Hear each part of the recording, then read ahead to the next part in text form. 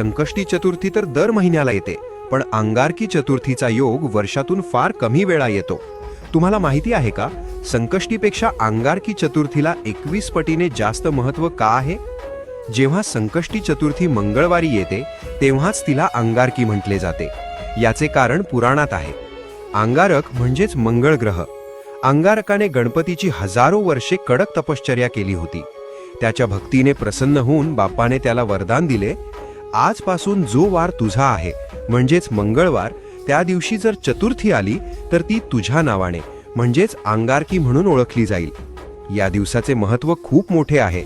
शास्त्र सांगते की वर्षभर येणाऱ्या सर्ण संकष्टी केल्यावर जे पुण्य मिळते ते पुण्य फक्त एक अंगारकी केल्याने मिळते. ज्यांच्या पत्रिकेत मंगळ दोष आहे किंवा ज्यांना कर्जातून मुक्ती हवी आहे त्यांच्यासाठी हा दिवस सुवर्ण संधी असतो. तुमच्या आयुष्यातील सर्व विघ्न दूर होवोत आणि बाप्पाची कृपादृष्टी सदैव तुमच्यावर राहो हीच प्रार्थना.